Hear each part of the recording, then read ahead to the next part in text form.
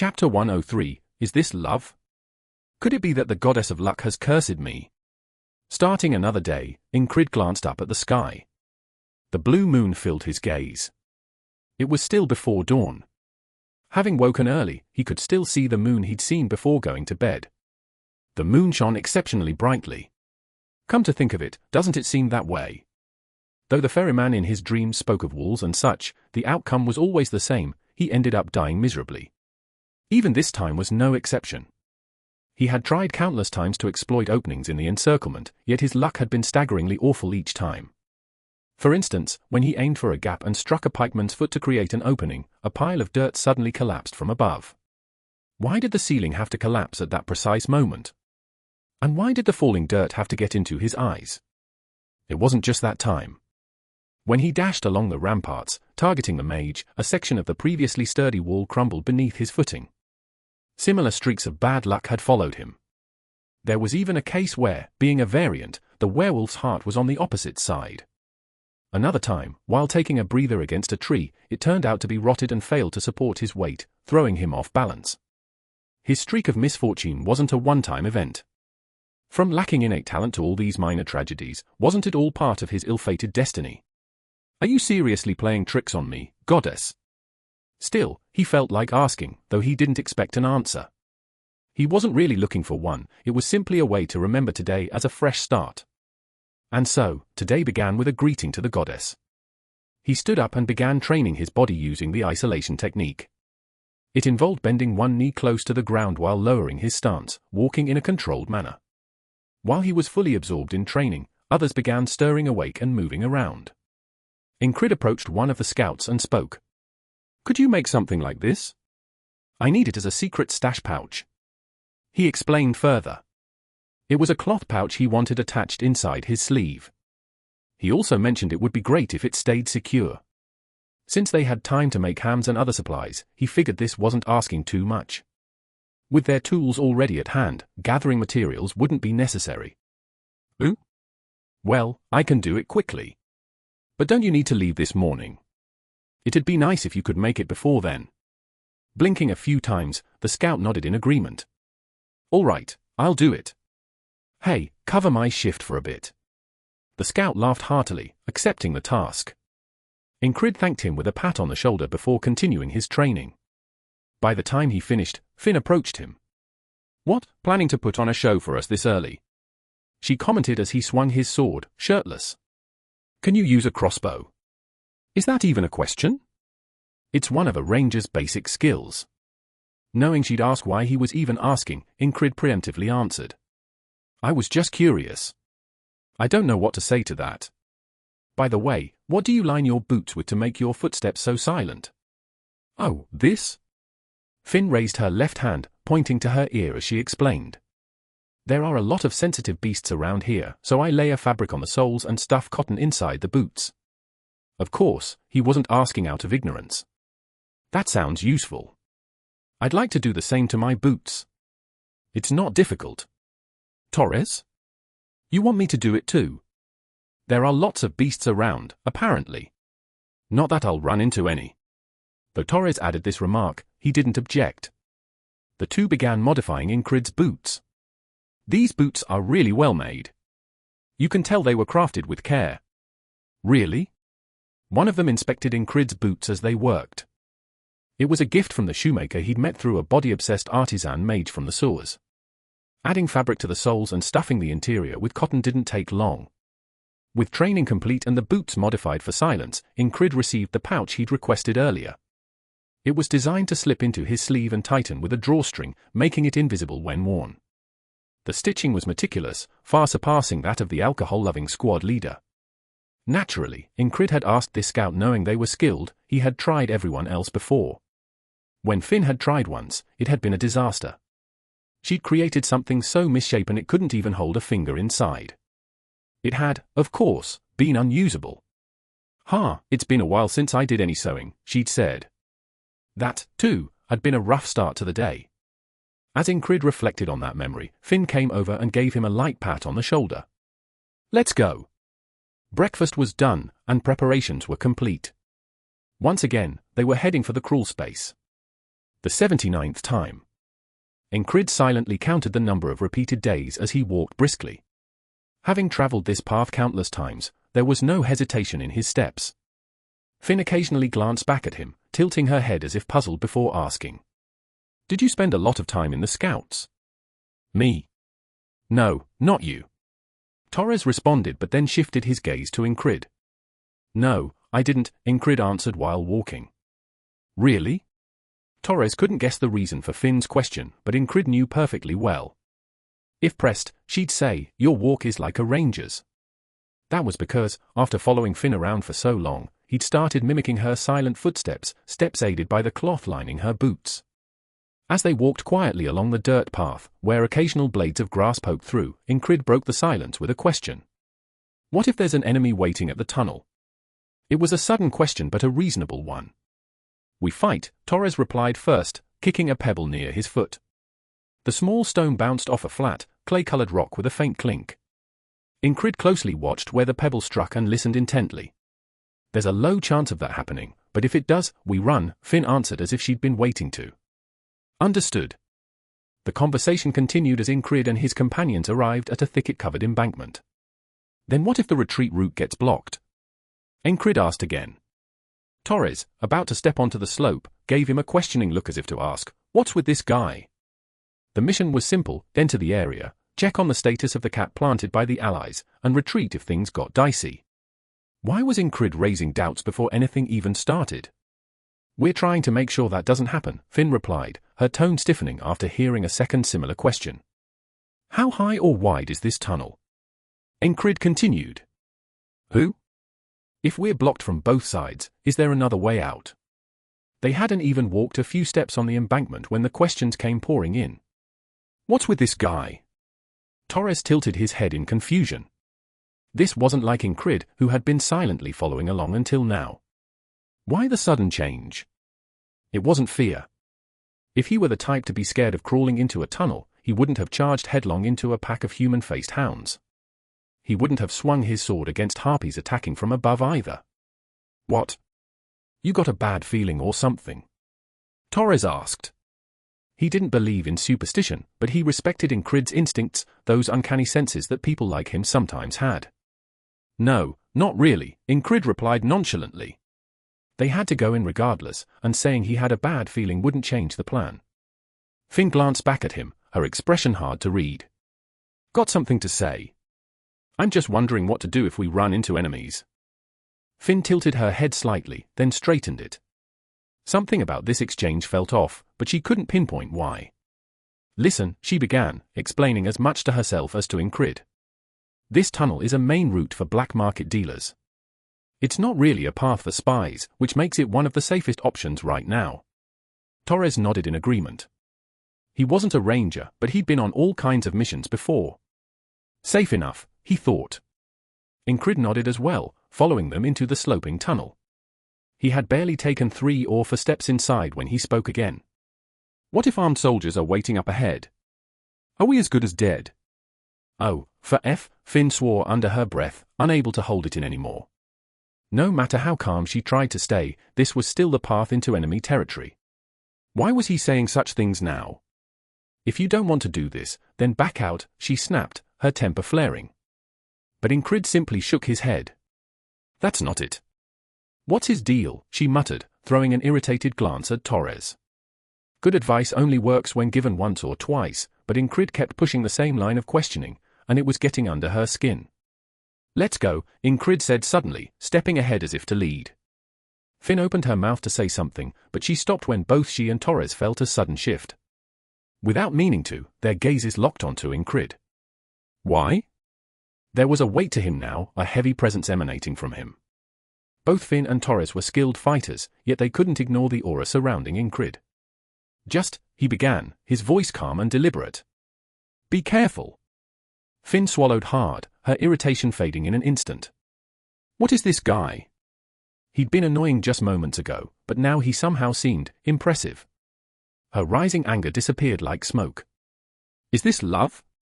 Her team often teased her for falling in love at the drop of a hat, though it never affected her work. At least that was something. Love is love, men are men, and work is work.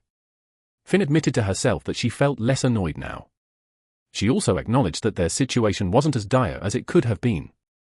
The cat's capture wouldn't necessarily expose them, and while entering the city was dangerous, she was confident they could escape. They'd been saving this particular route for such an occasion, after all. Fine, she conceded, shifting her stance to move more cautiously. Torres followed suit. Though he cast another curious glance at Ingrid, he eventually said, "Of course we'll be careful." That should do it. Ingrid could tell their attitudes had shifted. His earlier words hadn't been pointless. Neither was the presence he'd exuded. To survive what lay ahead, every advantage mattered.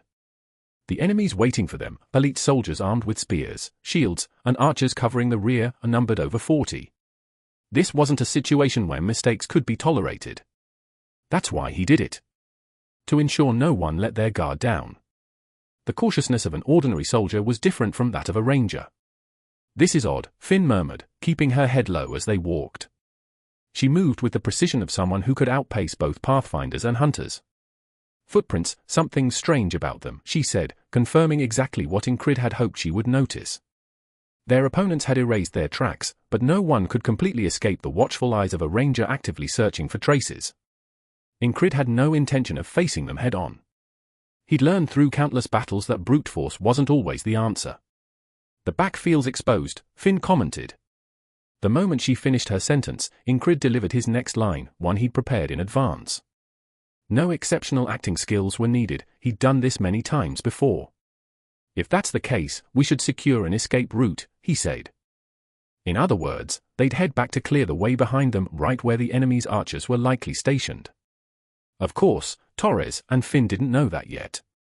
Their eyes turned to him. What if someone's already blocking the retreat? There was no need to finish the sentence. "Got it. Let's go," Finn said. "This feels like a bad omen," Torres muttered as they turned around. Chapter 104, Relay of Wretch's Words. "Damn," Finn muttered under her breath, biting her lip. Her quiet, flustered voice was barely audible to Ingrid and Torres, who were following closely behind her. The three hadn't gone far when they spotted a group of soldiers. Finn leaned her shoulder against a bend in the gently curving passage, carefully peeking back around the corner. She tossed the torch she was holding behind her. With a swish, the light source flew out of sight, leaving only the faint glow of the torches ahead. The area was now shrouded in darkness. Torres crouched low, straining his eyes toward the front. Even though he lacked the ability to see through the dark, the training he'd undergone for such situations allowed him to roughly assess the number and equipment of the enemy. Shit, there's a lot of them. At a glance, there were more than 20 soldiers, and their armament was no joke. They were equipped with crossbows as a baseline, with short swords hanging at their waists, all in similar states of readiness. And what did that mean? These are trained troops. The fact that they weren't just some ragtag mercenary group made the situation even worse. A trained group of soldiers was often more dangerous than a pack of beasts or monsters. Especially in a narrow cave like this, where the enemies were armed with crossbows. "We're screwed." While Torres assessed the situation, Finn was deep in thought. Should they turn back and head toward the cross guard instead? Was the path merely blocked, or did the original route hold more threats? As Finn and Torres found themselves teetering on the edge of panic, trying to avoid making a sound, Ingrid suddenly burst forward, shouting at the top of his lungs. "Messenger! I'm a messenger from Commander Roger." Torres froze in shock. Finn was even more stunned. She couldn't even extend her hand or yell to stop him, it was simply too shocking. What kind of lunatic? It was essentially a suicidal move. If even 3 or 4 crossbowmen decided to fire, Ingrid would be skewered in an instant. Surely, he knew this, and yet Ingrid's steps didn't falter. It was no coincidence. Roger was the name of a spear unit commander. By throwing out a name that would confuse the enemy, Ingrid caused hesitation. If you don't see an opening, then you make one. Fair and square? Does that save lives? That was something Jackson had once said. Deception? If necessary, why not? Just because he aspired to be a knight didn't mean he had to turn into an idiot who only fought duels. Honor had its time and place. Especially since they've already used traps, magical tricks, and even werewolves. What honor? This wasn't just about deceiving the enemy. As the tension in his shoulders eased, Ingrid's field of view expanded. And that broadened view told him what he could do and what he could achieve. Past experiences and recent events intertwined, guiding him to one realization: fighting against overwhelming numbers, especially against an elite unit, while trapped in a deadly ambush with no way out. This was no tall grass to simply hide in and avoid danger. Spears, arrows, the orders of a commander, shields blocking the front, and a rain of arrows from behind. One wrong step and death was certain. He could dodge a stray arrow or two, but how could he avoid a storm of them? Pretending to mimic a knight by parrying every arrow with a sword was equally absurd. In a confrontation with elite troops, there was no time to hone swordsmanship. Such battles ended in an instant. One slip of focus, and death came immediately. So, what should he do in moments like these? What weapon should he wield? Connecting the dots, even for a split second, required clarity. What Incrid realized was this: instantaneous judgment. It was all about quick decision-making to exploit the briefest openings. Even staying here would only buy them enough time to burn half a candle before the spear unit arrived. So, what needed to be done now was simple. He needed to take down that damn crossbow unit commander and cause chaos. Without neutralizing the enemy's ability to fire arrows, there would be no tomorrow. Commander Roger? A messenger. The cave was dimly lit, making it hard to identify faces without bringing a torch closer. It was even more difficult to verify whether someone was wearing the uniform of the Aspen Army. And even if someone had sharp enough eyes to catch a detail, how closely could they scrutinize someone like Incrid, who was charging straight at them? The city! The city! Incrid yelled nonsensical things that might confuse the enemy further. Shit! Monsters! The commander blocking the retreat wavered, his pupils trembling. Not that Incrid could see it, nor did he need to. The distance was closing. The light from the torches illuminated the scene enough, and Incrid already knew who the commander was. So, he lunged. Wait! Stop him! One of the soldiers at the front finally reacted, but it was far too late. This momentary lapse was precisely what Incrid had aimed for. He sprinted several dozen steps in an instant, not even stopping to catch his breath. Schling! Drawing his sword, Incrid gripped it with both hands, pulling it to his right before slashing horizontally from top to side. The opponent's helmet and armor left their necks exposed. Two soldiers standing to the left of his approach, both of similar height, fell victim to his blade in one swift motion. Slash! The sword left deep gashes in their necks, blood spraying everywhere. Ooh! Damn it! The panicked soldiers barely began to react as Incrid saw the commander retreating. His right hand moved swiftly. Holding his sword with his left hand, he reached to his waist with his right, then thrust forward. Whistle! A whistling dagger flew, a weapon far deadlier than an ordinary throwing knife, and embedded itself with a thunk into the commander's leather helmet, piercing deep into his skull. If he survived that? Then he's no human. Kill him! 3 or 4 soldiers drew their short swords with a metallic clang. Incrid, grateful for the cave's width, unfastened the buckler strap to his back and flung it. Thunk! The round shield spun through the air, striking the head of a crossbowman who had been aiming at him. Ooh! Using the time gained, Incrid pulled his sword closer to his chest. As he adjusted his grip, he prepared to deflect the incoming strikes from the soldiers rushing at him with their short swords. Tartatang! Clang! Clang clang! Incrid struck aside an opponent's blade using the flat of his sword. It wasn't some elaborate technique, just using his weapon as a makeshift shield. And then came the next move. Ha! A sudden battle cry escaped Incrid, startling his opponents. Taking note of the soldiers' positions and the direction of the crossbows, he lunged forward. It wasn't just a simple roll. While dodging sideways, Incrid grabbed an enemy soldier's ankle, twisting and yanking it. Crack! The soldier's ankle twisted unnaturally, causing him to lose balance and collapse. Like a snake, Incrid coiled his entire body around the falling man as he rose to his feet. With his left arm, he locked the enemy's neck. With his right hand, he seized the soldier's wrist and wrenched it upward. The short sword the soldier was holding fell to the ground with a soft thud. The dirt absorbed the sound of the blade landing. Ugh! Killing the soldier would have been a waste. Incrid needed him alive to use as a shield. Crossbows were deadly at range but could be countered up close with the proper defense. Having discarded his buckler, Incrid had gained a new shield, a human one. This reminds me of my first battle today. Back then, he'd also picked up whatever shield he could find. This time, it just happened to be a human instead of wood. Leaning his back against the wall, Incrid held firm. The crossbowman hesitated, as did the soldiers holding short swords. "I'm alone. Come at me, all of you." "Long live Commander Roger? Aspin's mutts, do you even know how to use those crossbows you're lugging around?" Amid the short silence that followed, Incrid kept shouting nonsense, ceaselessly, relentlessly. "What's the matter? Can't you handle one man? Did Commander Roger train you to be this pathetic?" He wasn't just blabbering aimlessly. Even the slowest-witted among them should realize it was time to make a move. And as expected, his allies delivered. Swish! The Ilkaraz-style martial arts allowed one to take down enemies without making a sound. The darkness, the flickering torchlight, the cacophony, and Incrid's mad ramblings all worked to obscure his comrade's actions. "He's insane. Just shoot him already." "Wait, no. Don't shoot." The soldiers yelled at one another, the hostage among them desperately pleading. Now was the perfect moment. The more time they wasted, the better for Incrid's side. Even now, Finn was likely sneaking up and silencing soldiers one by one with Ilkaraz techniques. Torres, meanwhile, was probably firing bolts into soldiers' throats or heads with precision. Had it been a straightforward confrontation, the two would have been at a disadvantage. But the situation had shifted. Who had the upper hand now? Who was encircling whom?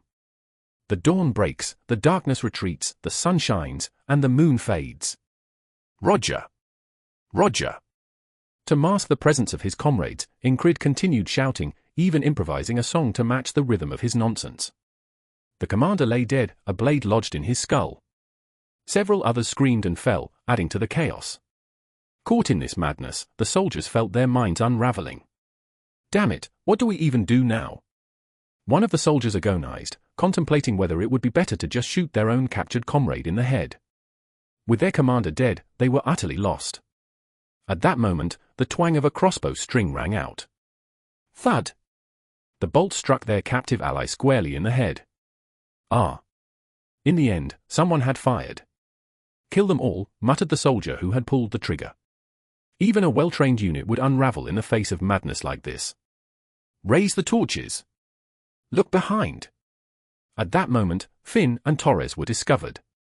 They weren't elite assassins, so this was inevitable. Still, in the meantime, the two had taken down 6 crossbowmen. Not bad. This wasn't the first chaotic battle of the day, after all. Taking down 6 enemies was an achievement in itself. Incrid shoved his human shield forward. The corpse, trembling with a quarrel embedded in its head, collapsed. Just as it began to topple, in that fleeting moment, Incrid acted. He drew the whistle daggers sheathed at his side and hurled them. His arm snapped out, releasing the blades in rapid succession. Whiz! The high-pitched sound of the dagger slicing through the air was followed by dull thuds. 6 more soldiers fell, lifeless. Now, only 1 crossbowman and 2 short sword-wielding soldiers remained. Everything had happened in an instant. From the enemy's perspective, it was a nightmare. And just as Incrid was about to finish them off without a word. Forward! A deep, commanding voice echoed through the passageway. Roger, the spear squad's commander, had arrived. From the opposite end of the corridor Incrid's group had passed through, the steady rhythm of marching boots resounded, shaking the ground and air alike. The remaining archers regrouped, while Roger and his men approached, their torches illuminating the cavern. Roger was calm, scanning the scene with a cold expression despite the carnage his men had suffered. The 30 elite spearmen under his command were a force to be reckoned with. Roger's gaze briefly met Incrid's before shifting to Finn.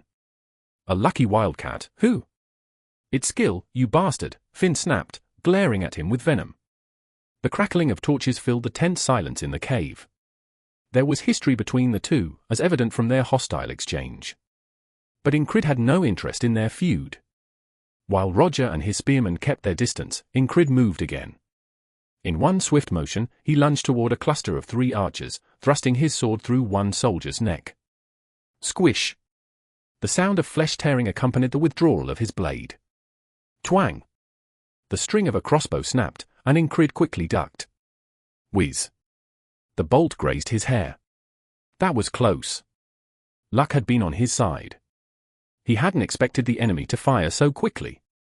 Taking advantage of his good fortune, Ingrid pressed forward. I see it all. Feigning a charge toward the soldier who had fired, he suddenly veered off course, driving his blade into another enemy's skull. Thud! As he retrieved his blade, he pretended to retreat, his eyes locked on the remaining enemies. Thanks to the light from the spearmen's torches, the area was bright enough for the soldiers to clearly see Ingrid's fierce expression. One soldier, unnerved by his gaze, assumed someone was behind him and turned to look. But there was nothing, only shadows, the corridor, and the occasional falling clump of dirt. When he turned back, it was already too late. Squish! Ingrid darted forward, stabbing the soldier in the throat. It all happened in a heartbeat. Roger was about to order a charge when Ingrid spoke again. I bring a message from Retshaw. The unexpected name made Roger pause. Retshaw was a key figure in this operation, a mage central to their plans. Run! Without hesitation, Ingrid shouted the command. What? Torres reflexively bolted, even as he voiced his confusion. Finn didn't respond, snatching up 2 crossbows as she sprinted after him. Catch them! Roger's furious roar echoed behind them as his men gave chase. The spear squad wasn't heavy infantry, so pursuing them wasn't impossible. Chapter 105, Knowing How to Win a Gamble. Catch them! The enemy soldiers' shouts echoed, and, as expected, they began chasing madly. Ingrid glanced behind him and subtly changed direction. Thud! A pile of dirt suddenly collapsed near where he was about to pass. It wasn't a sign of structural collapse. Just a symbol of bad luck. No, today might actually be a lucky day. After all, the quarrel had only grazed his head instead of hitting him directly. He could consider that fortunate. The tip of a long spear scraped across the ground as the enemy soldier charged forward furiously. Although there had been one battle earlier, it wasn't enough to wear me out. The only real issue was the lack of light. Finn, being a ranger and a Pathfinder veteran, practically had eyes on the soles of her feet, allowing her to see her way. The darkness wouldn't trip her up. The same went for Ingrid. He had been mimicking Finn's steps for a while now. While not perfect, he had learned to roughly gauge the shape of the terrain with the soles of his feet.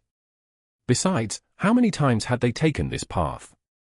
If he tripped and broke his nose now, it wouldn't be a matter of talent but proof that he was using his head as a helmet stand.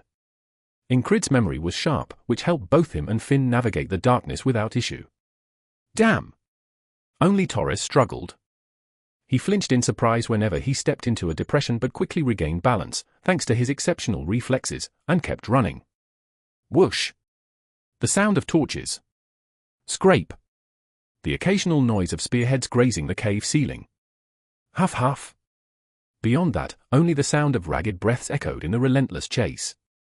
Finn and Torres were the lightest on their feet, but it wasn't enough to outrun their pursuers completely. It felt as if they would be caught at any moment. As they kept running, moonlight began to filter in ahead. The entrance, it was the opening to their escape.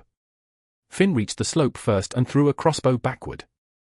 Ingrid picked it up and hurled it back with all his strength, thinking it might serve better as a thrown weapon than discarded. A soldier chasing closely behind raised his shield to block it. Thwack! The crossbow wasn't made of the sturdiest material, and shards of wood flew as it bounced off the shield. Though it slightly delayed their pursuers, it wasn't enough to make a significant difference. Ingrid had thrown it just to give Torres, who was lagging slightly, a bit of help. Torres noticed and nodded at Ingrid in gratitude, a silent thanks in his eyes and gesture. Gratitude at a time like this. Finn exited first, and Ingrid grabbed the edge of the slope to pull himself up. As dirt and dust crumbled down, Torres ducked his head low. Wait. Suddenly, Torres spoke. He pulled out a dagger with his left hand, stabbed it into the incline of the tunnel, and turned his body sideways. Oh, now this is new. Leaning against the slanted wall, he balanced himself by holding the dagger while throwing with his free hand. Ingrid hadn't seen him do this before. Whoosh! The daggers flew backward. Thunk! Thunk! The enemy soldiers, even after discarding their torches, blocked the daggers effortlessly with their shields. You bastards! The 2 soldiers who blocked the daggers cursed harshly. Their eyes gleamed fiercely, it was clear they wouldn't let them die peacefully if caught. Incrid knew this too well. He had been caught before. The outcome wasn't pleasant.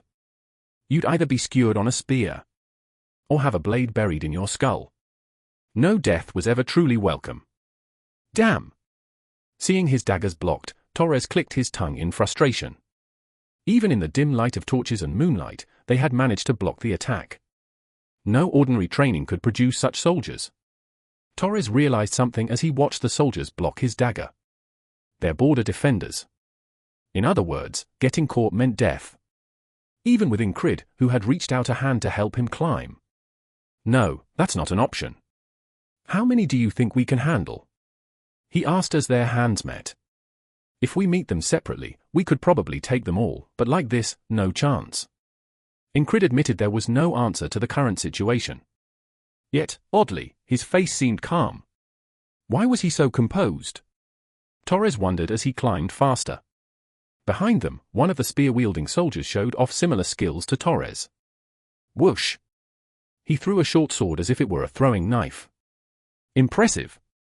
Incrid thought as he drew his blade to deflect it. Clang! The short sword struck the middle of his blade and bounced off, embedding itself in the ground nearby. The blue-tinged blade reflected the moonlight and torchlight, glinting with a red and blue hue. Quickly! Incrid's sharp command pushed Torres to move even faster. Out! Finn, who had exited first, quickly pulled the string of her remaining crossbow and locked it in place. As Incrid and Torres stepped aside, Finn fired. Thunk! The bolt vanished into the shadowy tunnel, disappearing among the flickering torchlight. A single shot, that was all the crossbow could manage. A faint thud sounded from within, but there was no time to confirm whether it had hit a head or been blocked by a shield. Run! This time, Finn gave the order, immediately taking off. Incrid and Torres followed, with Torres in the middle and Incrid bringing up the rear. The direction they ran was toward the campsite where the main unit had originally been stationed. Finn kept running, her mind racing with thoughts. Where should we go? Back to the main unit?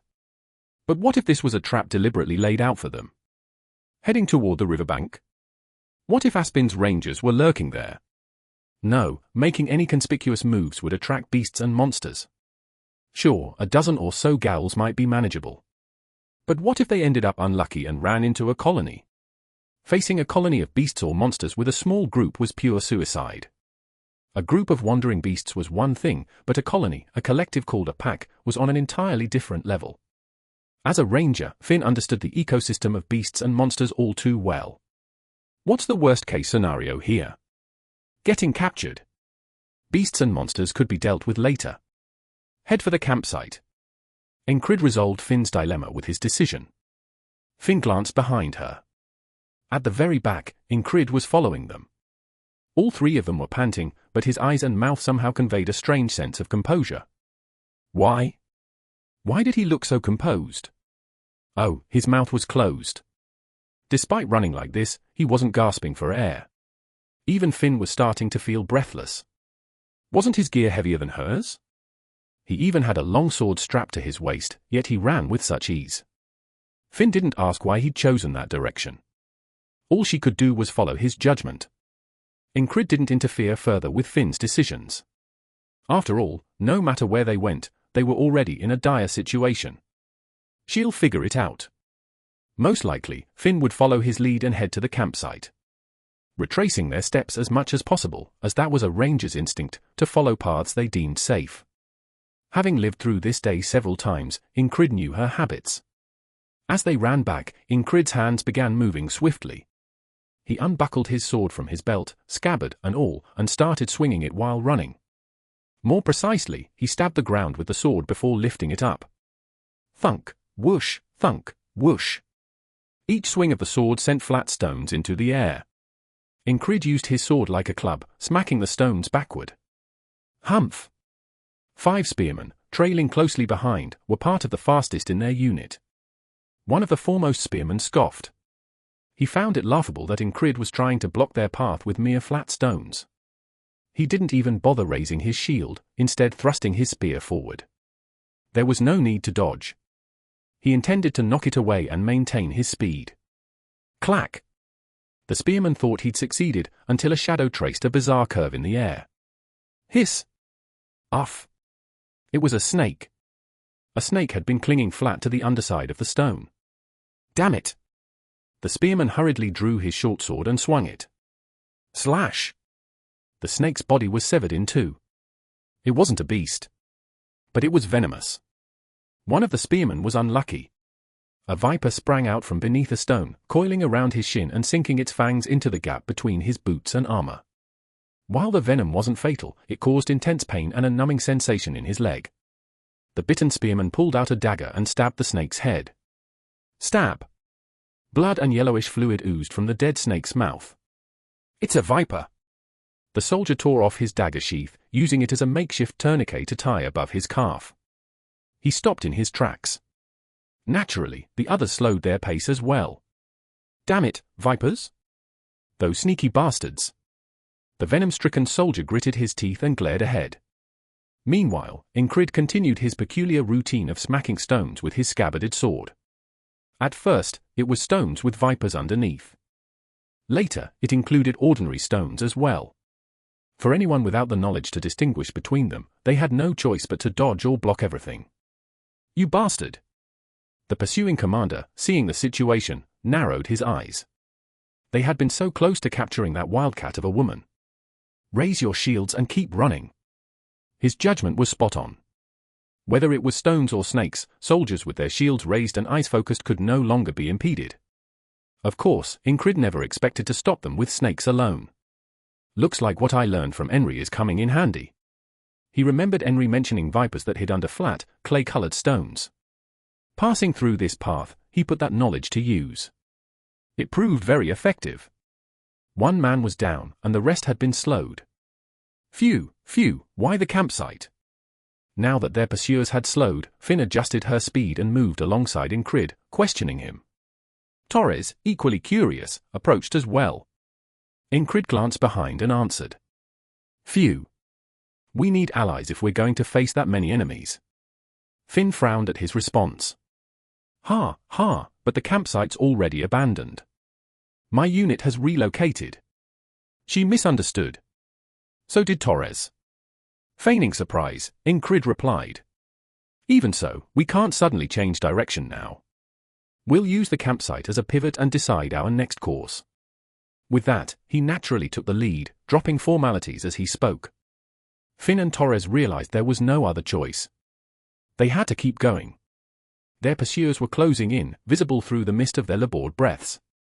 Despite the heavy gear, the soldiers moved with remarkable discipline, maintaining perfect formation as they ran. It was impressive. How well-trained must they be to achieve this level of coordination? Seeing this, Finn realized their identity. Damn it, they're probably greyhounds. The greyhounds, also known as the Persistent Lovers Unit. To most, they were infamous as relentless hunters. Incrid had his own history with them. Mitch Hurrier was part of their unit. They had even sent him the infamous whistle dagger, disguised as a gift from a half-blood elf. Facing them was akin to taking on an elite force comparable to the frontier defense units. Feigning surprise, Incrid said, "Oh, really?" Though his tone was oddly composed, Finn and Torres were too focused on escaping to dwell on it. The stronger the opponent, the better. Incrid thought so to himself. He had experienced 78 iterations of this day. During that time, he had honed his skills to outmaneuver dozens of elite soldiers and had extracted vital information from a man named Roger by cleverly asking the right questions. Now, he was putting all that knowledge to use. All three picked up their pace, driven by the sight of their pursuers gaining ground. Phew. Huff. Damn bastards. Torres regulated his breathing as he ran. Damn persistent dogs. Finn, while cursing, showed no signs of giving up. As they approached the campsite, Incrid deliberately took a detour. Finn noticed but said nothing. In situations like this, it was natural for the ranger to take the lead. Yet Incrid confidently took the front. He pressed on ahead. And what could they do but follow? They finally reached the campsite. The pits they had dug were now covered with dirt, leaving no trace. A few lone trees stood nearby, along with some small mounds. And beyond them lay an unexpected sight. A woo! Werewolves! Damn it! Over 20 werewolves had gathered in a pack, a colony led by an alpha at the front. This is the worst. Finn nearly gave up on life at that moment. Torres, on the other hand, darted his eyes around, trying to assess the situation. Only Incrid remained calm, gathering his breath for what came next. This is the turning point. It was a gamble, but one that wasn't left to chance after so many repeated attempts. A calculated gamble to secure victory. Incrid took a step forward. Chapter 106, Dodge and Dodge Again. It was the moment when Leona Rockfried and Mathis, her bodyguard, parted ways near the walls of Border Guard. Mathis, with his commanding presence, instantly drew everyone's attention. It was deliberate, a display of raw intensity.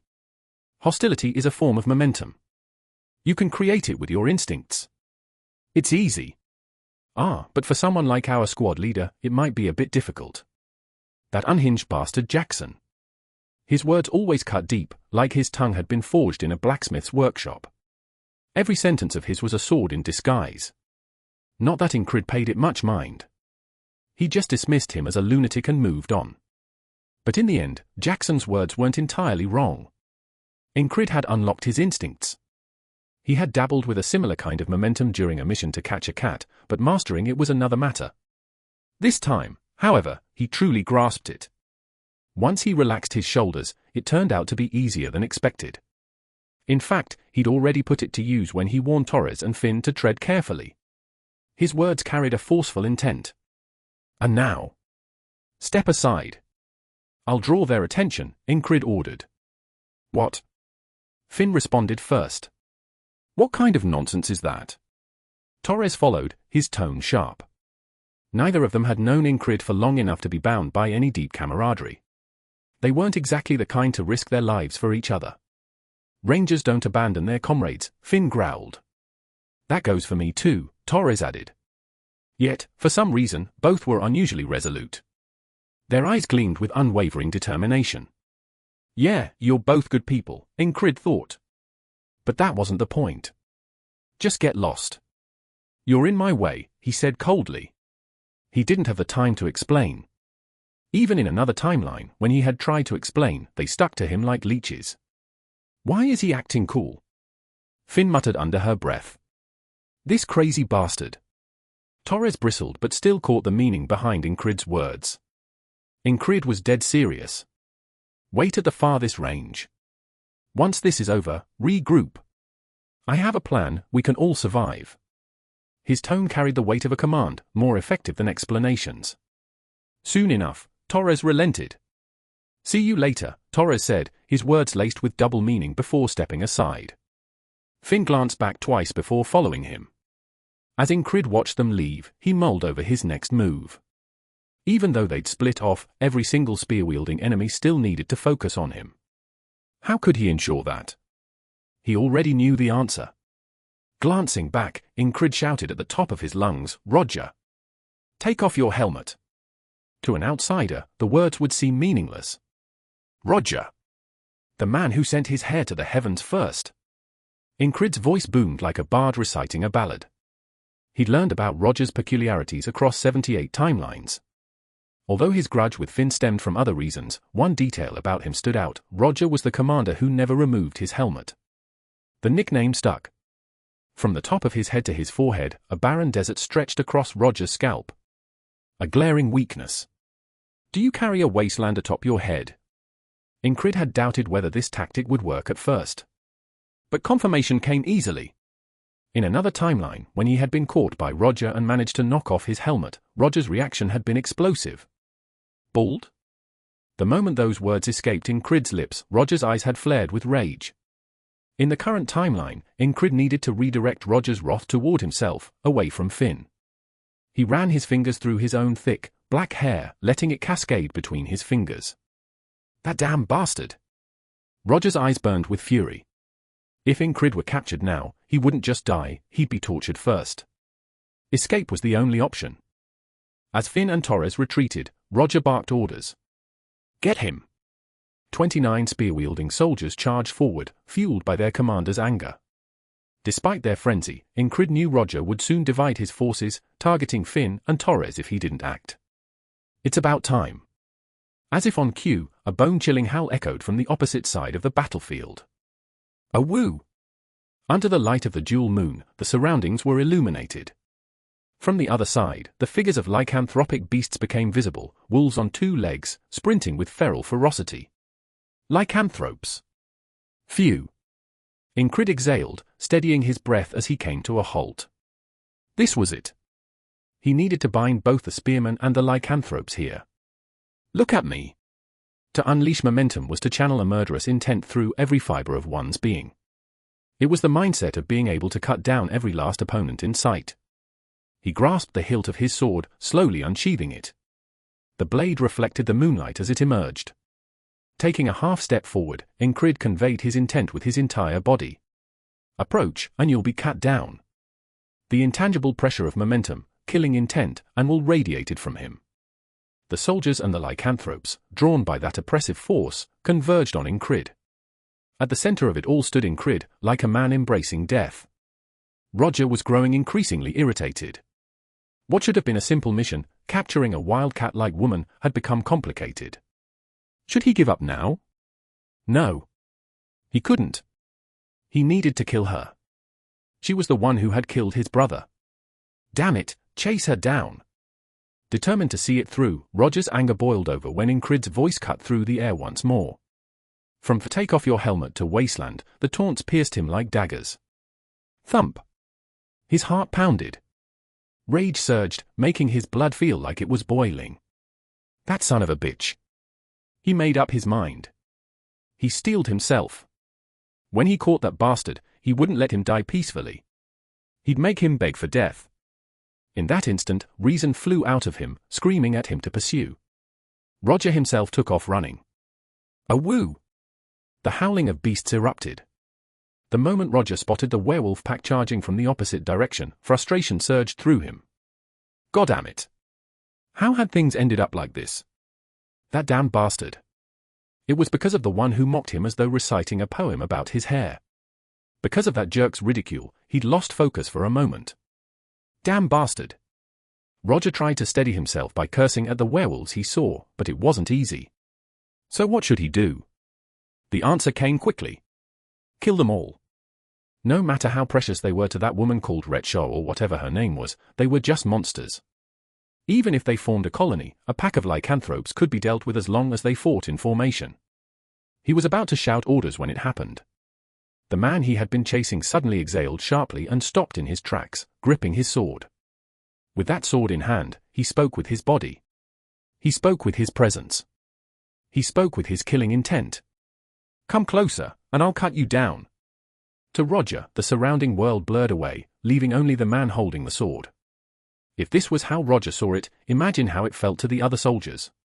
Formation or not, the overwhelming presence forced the battle to begin. Since no one had ordered them to halt, the spearman at the front simply acted as he always did. If an enemy appeared, they fought. That was his role. And so it began. Thrust!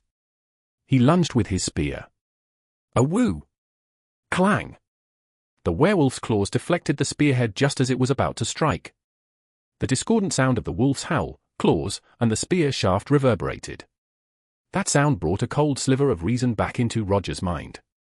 Damn it! He'd attacked without forming a proper formation. It was because he'd been impatient. No, it was also because the enemy had mocked his weakness. And the presence, that was an issue too. Everything had spiraled out of control. A chaotic battle had begun. Huff. The first thing to reach Incrid was a werewolf. Its claws aimed for his neck. Watching the creature's sweeping arm, Incrid stepped back. Who? He steadied his breathing. He couldn't endure this by gasping for air. From here on, it was like walking a narrow path between cliffs. He couldn't afford any carelessness. Mistakes were not an option. So, what did he need? Boldness. The heart of the beast beat within. Thump. The charging werewolf pack and the encroaching spear unit. Enemies surrounded him, closing in from all sides. But there was no reason to feel anxious. After all, wasn't this a battlefield he himself had created? Then, next. He sharpened his senses. Beyond his 5 senses, he reached into the realm of intuition. He had to avoid claws and spear tips flying from behind. And that's what he did. Stepping forward with his left foot, he swung his sword sideways. It wasn't a powerful strike. Clang! But it was enough to block the claws of a wolf lunging at him from the side. Pivoting on his left foot, he executed a northern-style passing step. Normally, this would be followed by a heavy downward slash to break the arm or weapon of the enemy that attacked his back. Forward again. Instead, he ducked low as though folding his body. Whoosh! The wolf's claws grazed the air above his head. By now, Incrid's eyes were only half open. His gaze was unfocused. If someone looked closely, they might say his eyes resembled those of a fish gasping on land. Focus! Instead of concentrating on a single opponent, Incrid had chosen a method to survive this place. Wider. He sharpened the blade of his concentration and spread it outward, encompassing the range of his sword. The outcome of a battle was determined by judgment, distance, timing, and position. In an instant, he made decisions. He gauged the distance to his opponent. He measured the time it would take for their weapon to reach him and for his own sword to strike its target. He took in his current position and where he would stand next. With this, Incrid danced alone in this chaos. Clang, clang. Occasionally, his blade met a werewolf's claws. Sometimes a spearhead scraped past the side of his gambeson. There were moments when claws brushed dangerously close to his neck. Even when an enemy tried to stomp on his foot, he merely gave them a light shove with his shoulder. The result? Ooh! It led to a soldier's dying groan. A werewolf sank its teeth into the neck of a soldier who had been pushed off balance. Blood splattered, leaving stains on the beast's face. It wasn't intentional. He dodged again and again. Growl. When a werewolf lunged to bite his shoulder, he crouched to avoid it. Snap! He heard the beast's teeth clack together as he stood and pushed it away. And that led to thud. Howl. A spear pierced the werewolf's belly, the very one that had targeted Incrid. He focused solely on evasion. Circling around the edges of the battlefield instead of staying at its center, he gradually slipped away. Now the werewolves had to deal with the spear-wielding soldiers. And the spear unit had to fight off the werewolves. All of this was clearly visible to Torres and Finn, who weren't far away. That guy. He's batshit crazy. Completely insane. Torres and Finn alternated between speaking, unable to tear their eyes away from Incrid's movements. He kept dodging. Sometimes he was struck by spear shafts, and claws occasionally raked across his body. But he managed to avoid fatal injuries. And look at what he'd created in the center of the battlefield with just a few words and his commanding presence. The fight between the monsters and the elite soldiers had devolved into chaos. The humans are going to win. Even so, elites were elites. Though their formation had broken, groups of 3 or 4 banded together to watch each other's backs. They recovered some of their stamina lost from the initial charge. By forming shield walls and striking with spears, they fought back effectively. And then, Roger moved. Facing 3 or 4 werewolves on his own, he killed one by driving his spear into its head. Switching to a short spear, he charged like a raging tiger. If we leave him alone. Finn could see him heading straight for Incrid. She didn't need to look closer to know his eyes must be burning with venom. He always flew into a rage when mocked about his hair. That crazy bastard. I'm going to help. Finn mumbled, and Torres declared his intent as though stealing himself.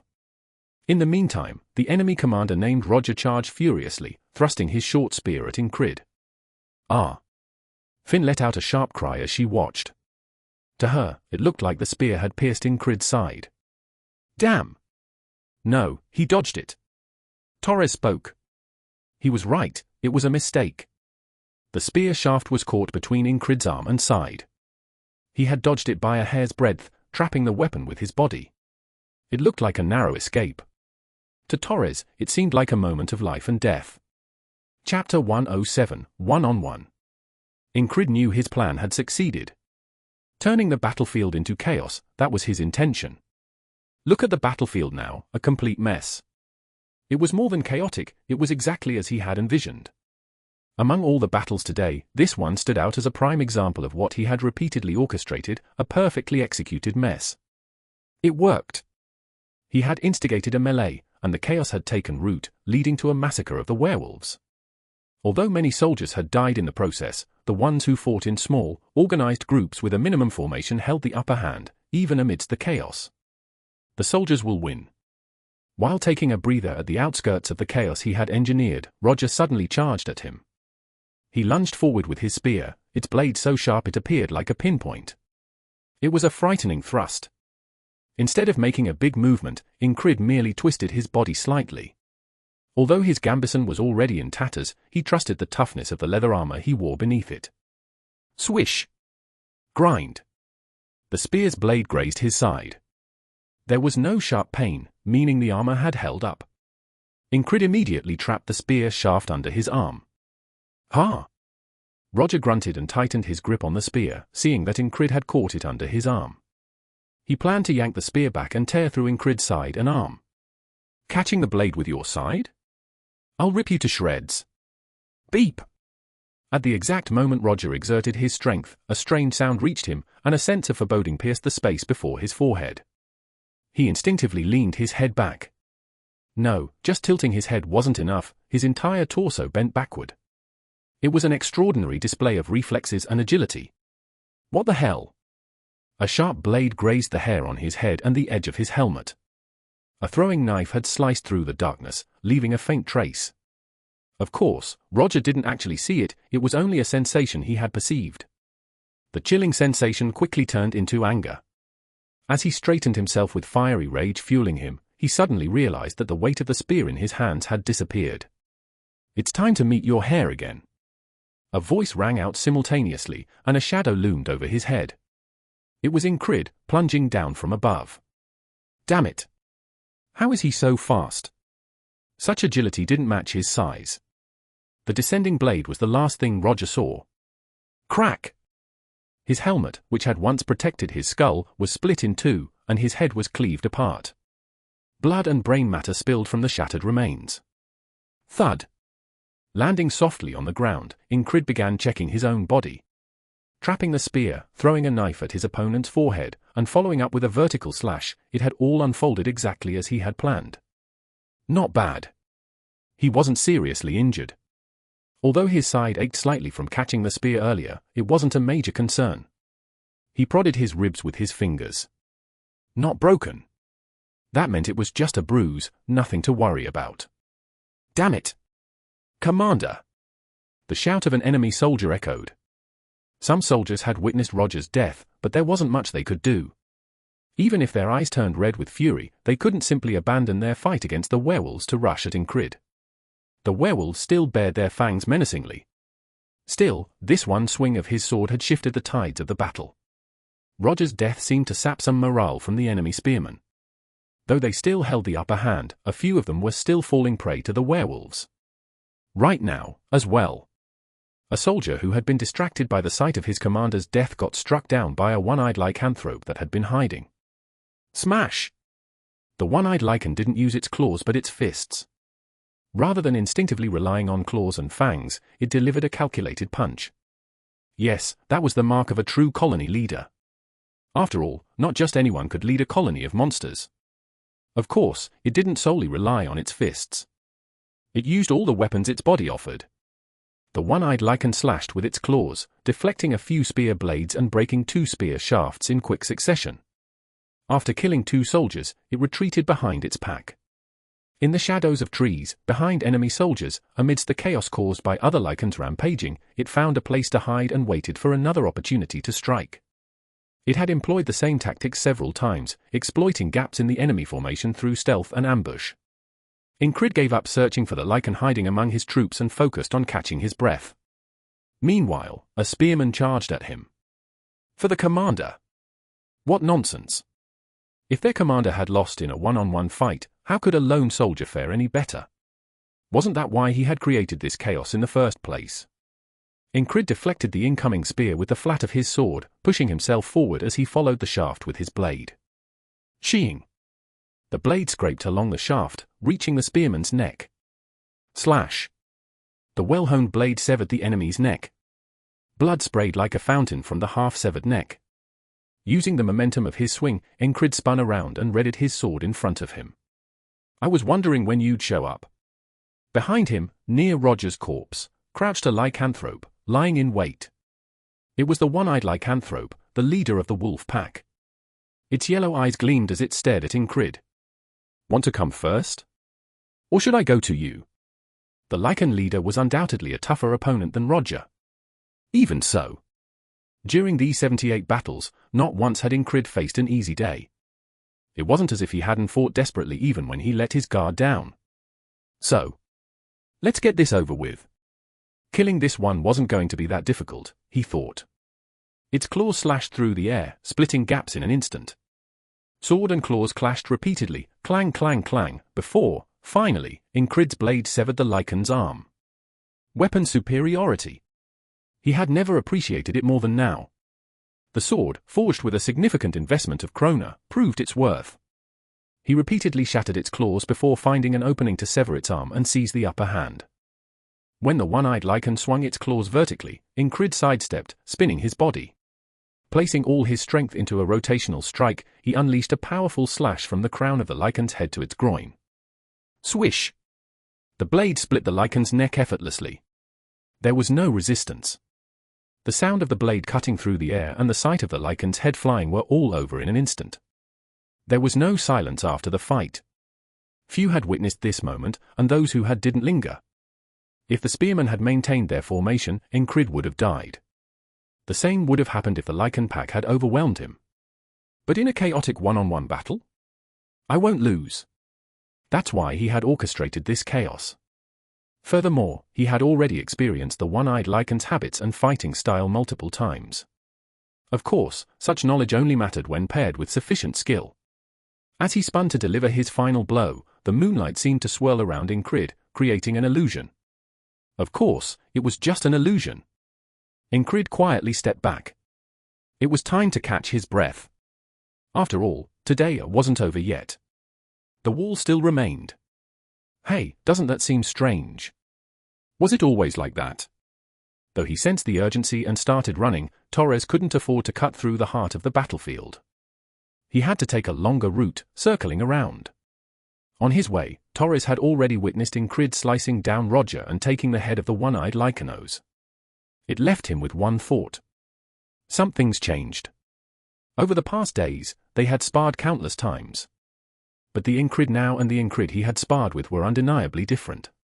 What changed? Was his skill suddenly leaps and bounds better? Torres didn't think that was it. His swordplay feels colder.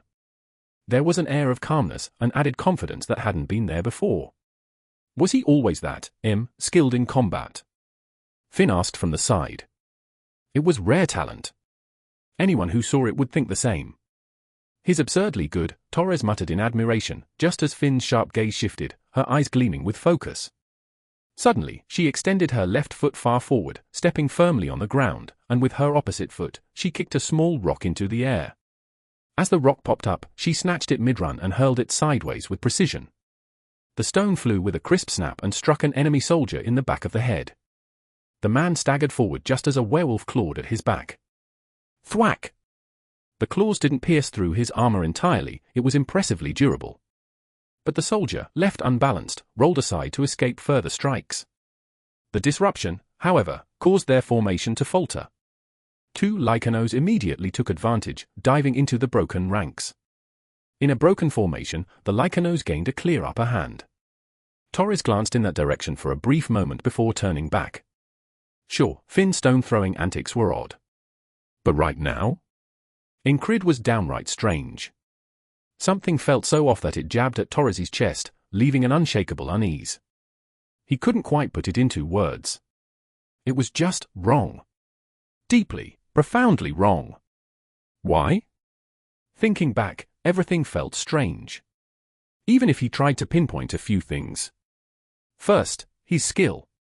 Torres had no intention of going toe-to-toe with the Lycanos under the full moon. He could win, sure. But there was also a high chance of dying. If his dagger missed its mark while aiming for the neck, or if it got caught on their claws even slightly. Ooh. The thought alone made his skin crawl. And what about Incrid? Is his heart made of stone? His audacity went far beyond bravery. Incrid wasn't just bold, he danced through enemy soldiers, werewolves, and the frenzied mob with acrobatic ease. He struck down enemy commanders without hesitation. And that one-eyed Lycanos? Just like that. With a few deft strikes to its claws, his blade swept cleanly through its neck. It was so masterful that Torres felt a subtle pang in his gut, like a phantom blow. The way Incrid's blade whipped around, it seemed to bend like a whip mid-strike. What kind of man is this? Ah. That's when it hit Torres, the difference between the Incrid he had sparred with and the one now. His skill. Back then, there had been a clear awkwardness, a rawness to Incrid's movements. Torres had pointed it out, advising him on how to cover his gaps through practice. But now? It was as if those gaps had vanished overnight. At least, the sweeping strike he had just witnessed looked as refined as a master's. In just a few days? Was he some kind of prodigy? No, Torres knew better. They'd spent enough time together for him to know. Incrid's talent for physical combat was average. If anything, it was embarrassingly clumsy compared to others. And yet... wow! This is just... Every swing of his blade was lethal, claiming a life with each motion. Even after slaying the commander and the one-eyed Lycanos, more werewolves and soldiers rushed at him. But Incrid's deliberate steps and precise downward strikes cracked skulls, while his devastating horizontal sweeps left ribs shattered and organs ruptured. Even when his blade didn't pierce directly, the sheer force of his strikes wreaked havoc. It was a textbook demonstration of the brutal efficiency of heavy swordsmanship. How are they not terrified of him? If Incrid were an enemy, Torres thought, he'd dread facing him. And Torres wasn't the only one thinking this. After the commander, the one-eyed Lycanos, and a handful of others fell, the remaining enemies avoided him entirely. Even the frenzied Lycanos, maddened by the full moon, began to treat Incrid as if he didn't exist. They saw him but turned away. They went around him. I'd do the same. With that, the battle was reduced to the skirmish between the enemy soldiers and the Lycanos. Even that was drawing to an end. And there stood Incrid, still and solitary, basking under the moonlight. Oddly enough, he didn't look out of place. His composed demeanor under the moon seemed natural as he calmly observed the dying fight. That image sent chills racing down Torres's spine. Sure, the sight of werewolves and soldiers avoiding a lone human was bizarre enough. But that wasn't the only reason for his unease. There was something else. It didn't make sense. The Lycanos and the Greyhounds meeting here. The questions about what lay beyond that hidden passage. And how did he know the commander's name? That couldn't be a coincidence. Once doubt crept in, it only snowballed, and Torres couldn't stop his mind from spiraling. As he circled around the battlefield, muttering to himself about how strange everything was, Finn asked, "What's with you?" She was scanning the battlefield as they ran, reading the flow of the fight. Regardless of which side won, they'd need to clean up the survivors. At first, the humans had the upper hand. But now? It looked like the Lycanos might pull through. While the Lycanos had been avoiding Incrid, the soldiers hadn't. They tried to target him a few more times and lost even more men because of it. All of this, one man had orchestrated it. Incrid, the platoon leader of an independent unit. A man with a beautiful build and an equally handsome face. Maybe he's some kind of tactical genius? Finn thought as much. Everything's just so weird, Torres muttered beside her as they ran. They seemed close, but it was clear Torres was full of questions and doubts about Incrid. Focus up. We still need to deal with whoever's left, Finn said as she drew an axe from her belt. The moment she locked eyes with an enemy soldier, she hurled the axe. Whoosh! The spinning weapon struck the soldier squarely in the chest with a thunk, sending him staggering back before he collapsed to the ground. Bet that hurts, Finn smirked, running ahead. Meanwhile, Torres kept muttering about how strange everything was. Eventually, they joined up with Incrid. Though it had taken longer due to their roundabout route, they'd made it within range as instructed. "I've got a question," Torres said. And he had to ask. About this situation. About what was going on. Setting aside Incrid's inexplicable improvement for now, the most pressing matter was, how did you know the commander's name? It was impossible to come up with a plausible excuse for this. Incrid remained calm, as if it wasn't a big deal. By chance. By chance. What were the odds of learning an enemy commander's name by chance? Kreyes mentioned there was a peculiar guy among the enemy, Incrid replied. It was a lie. But how could they verify it? They couldn't. And it sounded convincing. Oh. He even mocked him for hiding his head all the time. The enemy commander wasn't a city-level powerhouse, but he was a peculiar figure. It wasn't out of the realm of possibility for such rumors to reach them. Some Aspen soldiers probably knew the names of a few border officers too. So, sure, it wasn't entirely impossible. Then you planned all this, didn't you? Of course not. Who could have predicted a pack of werewolves would show up here? Ingrid's expression said it all. What kind of question was that? It irked Torres to no end, but before he could press further. Does it matter? I've got a plan, Ingrid said suddenly. Finn, intrigued by the possibility of Ingrid being a tactical genius, leaned in closer. And Torres, despite the strange feeling in his gut, couldn't deny one thing. This man, the same man he had sparred with and defeated countless times, now stood before him as someone unrecognizable. Someone who knew how to turn a battlefield into chaos. Someone impossible. Chapter 108, The Gambit. It might just work. As Finn approached the castle wall, she felt the watchful gazes on her were far less focused than before. Her intuition wasn't quite at the level of the sense of evasion, but as a ranger and pathfinder, her instincts told her something had shifted. Behind her, Torres doubted whether they were taking the right path, but he quickly shook his head. It's not the time for second-guessing. Once the decision was made, it had to be followed through. He was, after all, part of the Frontier Defense Forces, a soldier ranked in Norilia's elite tier. While he wasn't strong enough to take on 100 enemies alone, he was still capable of handling 2 or 3 at once, making him a reliable asset. And then there was Ingrid. I'm going first. He didn't bother to let Finn lead. With decisive strides, he placed his hands in the crevices of the wall and began climbing. He had already removed his tattered gambeson, and though he had used some throwing weapons, the longsword at his waist still rattled as he moved. What kind of guy is he, really? He scaled the wall better than she could, and she was a ranger. Finn couldn't help but wonder aloud. I don't know. He's just doing his thing. Wait, what did I just say? Torres repeated his own words, realizing how strange they sounded. I mean, I thought I knew him before. But now, I have no clue. Whatever. Just keep up. Ingrid climbed the wall at an incredible pace, almost like an art form, making monkeys look clumsy in comparison. Without hesitation, his hands and feet moved with purpose. Finn followed close behind, though in her haste, she only had 2 stakes to use for securing herself to the wall.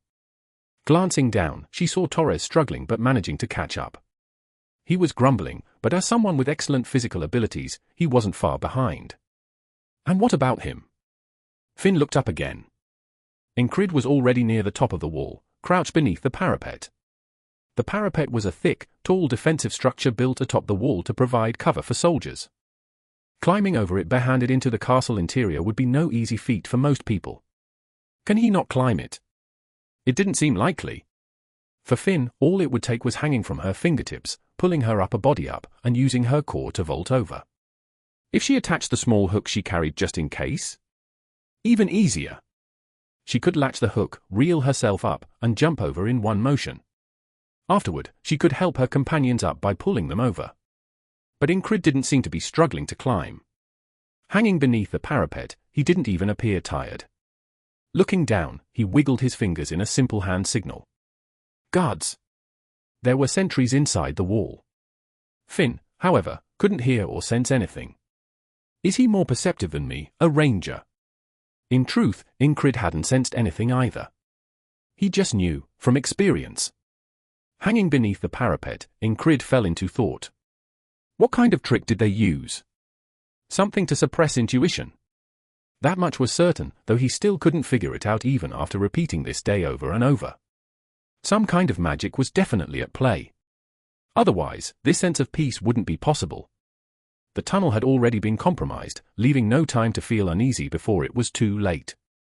The Lycanos pack had likely slipped through because this land, near the Cross Guard, was a region where monsters frequently roamed. But even the presence of troops hidden atop the wall had gone unnoticed. It was clear some trick was involved. For the past 70 repetitions of today, he had tried to uncover the mystery. Forget it. It was a matter of priorities. The magic trick was less important compared to everything else. His ultimate goals were clear. Survive the day. train during that time, and forge ahead, guided by his sword. Even if he couldn't figure it out, it didn't matter. Not in the slightest. Through countless repetitions, he already knew what mattered most. This should be the spot. Incrid shifted his position, moving to the left while hanging from the parapet. To hang like this, the wall had to have crevices or gaps. The walls of Crossguard were constantly under attack from regular monsters and even colonies of them, leaving numerous scars. While some repairs had been made, many gaps remained. By hooking his fingers into those crevices and bracing with his toes, moving wasn't difficult. As he repositioned himself along the wall, he mentally mapped out the area beyond the parapet. When he first arrived here, he could only predict and guess. Now, he could pinpoint even the location of Retshaw, the mage. No, he was certain of it. This arrogant mage had never left her spot during any of the countless repeated days. Having found his position, Incrid gave another hand signal. "You two, go ahead." Finn and Torres saw the signal and started moving. Finn went first, helping Torres climb over. As soon as the two of them crossed the parapet, whoosh! Flames roared to life above them. 6 or 7 torches had been lit simultaneously. It wasn't the first time they had seen this. "How did you get this far? My minions should have stopped you." Retcha's voice rang out. As expected, she was just beyond the wall. She didn't know him, but he knew her. That alone gave him the upper hand. He knew her name, her spells, everything. Damn it. Torres cursed. It's really her. Hearing Finn mutter, Incrid reached out. Gripping the edge of the parapet with just his fingertips, he pulled himself up with one arm. The strength of the madman in his squad, including REM, that he had constantly marveled at. Enhanced further by repeated use of the isolation technique, his body now felt even lighter. As soon as his head rose above the parapet, he twisted his body, executing a forward roll in midair. It was a movement that would have been impossible for him in the past. But repeated isolation training and countless trials had honed his skills. Incrid flipped through the air and dropped beneath the parapet. Straightening his body mid-descent, he bent his knees to absorb the impact as his feet slammed into the ground. Thud! The ground trembled slightly, but he didn't bother rolling to soften the landing. Standing directly in front of him was Retshaw, the mage. Her eyes were wide in shock, staring at him as if unable to comprehend what she was seeing. "You?" Before she could finish speaking, Incrid's hand moved. "We!" A whistling dagger flew straight at her. Retshaw was startled but not flustered. She merely wondered, where did that come from? Naturally, her confidence stemmed from her faith. Surrounding her was an intangible barrier conjured by magic, one capable of deflecting quarrels shot at point-blank range. She waited, expecting the dagger to strike her shield. However, Incrid's whistle dagger wasn't aimed at her. It targeted the soldiers wielding crossbows behind her. Thunk, thunk. Incrid, having activated his pinpoint focus, hit his marks precisely. The relentless training had paid off. 4 soldiers collapsed. Yet just before they fell completely, Retshaw reacted. "Higher!" A peculiar cry escaped her lips, and from the ground, thorny vines surged upward. They twisted like serpents, whipping violently toward Incrid. The real battle had begun. "Focus on the soldiers first!" Incrid shouted as he drew his sword. Sheeing. He swung his blade. His head burned with intensity from concentrating too hard. Thin ones, slice. Thick ones, deflect. Incrid moved with a foundation based on fluid swordsmanship, not rigid techniques. Though he'd never formally been trained, Ragnar had once told him. It's good to understand the basics of all sword styles. Sticking only to heavy blade techniques is foolish. You must understand your opponent's methods to counter them properly. Ragnar, usually lazy and indifferent, occasionally displayed fervor during training. Those rare moments of passion had left a mark on Incrid. As a result, he had practiced over 70 times against vines in training, and today, that preparation bore fruit. Thin ones were sliced cleanly, while thick ones were deflected with calculated movements. Thwack! Crack! Smack!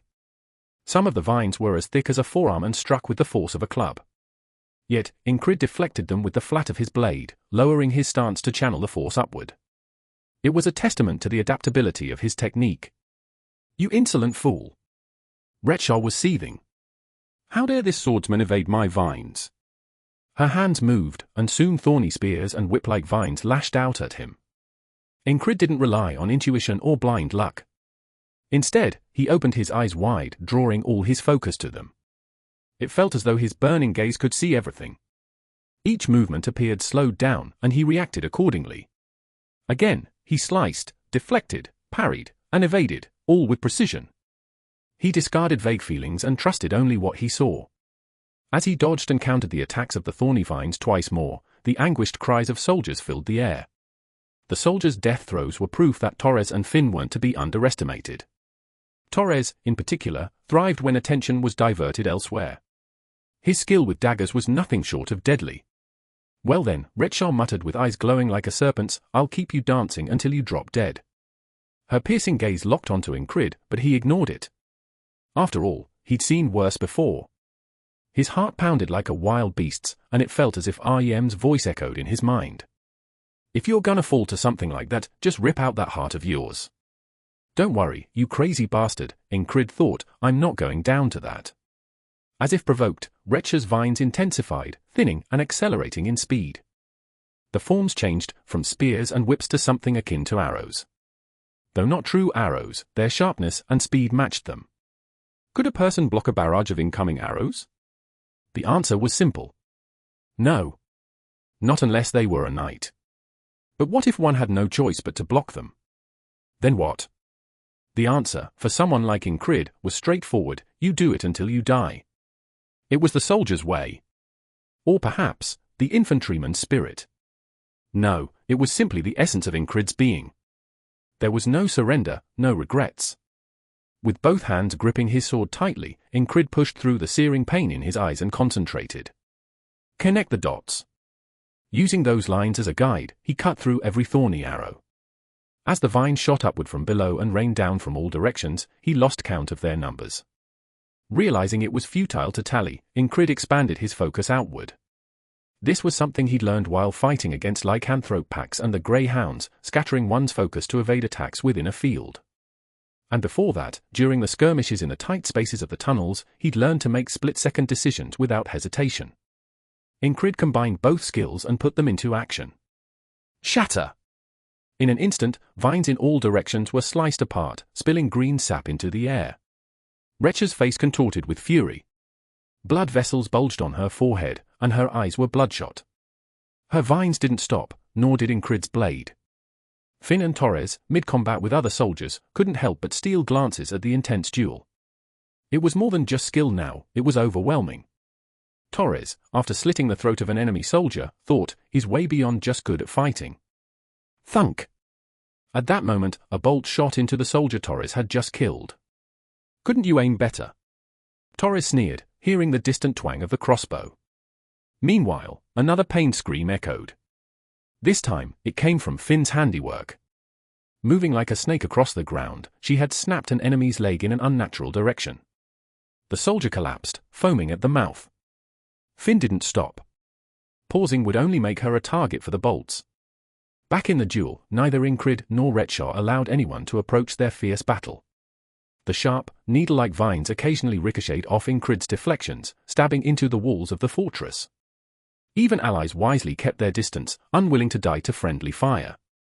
This gave Torres and Finn some breathing room. Torres, watching the pointed vines pierce through the walls, thought grimly, killing the soldiers isn't going to end this fight. He realized that the outcome of this battle rested entirely on the duel between Incrid and the mage. If Retshaw won, Torres and Finn were as good as dead. But how much longer could Incrid hold out? Even from their perspective, Incrid was struggling. Some vines had begun grazing his body. In tandem, Retsha's voice echoed coldly, filled with quiet confidence. Did you rely on that leather armor to protect you? Her tone was calm, as though she had already secured victory. Torres thought to himself, this isn't good. He wasn't wrong. Incrid was at his limit. But that was precisely the moment Incrid had been waiting for. As Retshaw savored her perceived victory and all eyes, friend and foe alike, focused on the battle, Incrid made his move. Switching his grip, he held his sword in his left hand alone while his right hand reached for something else. It was a gamble.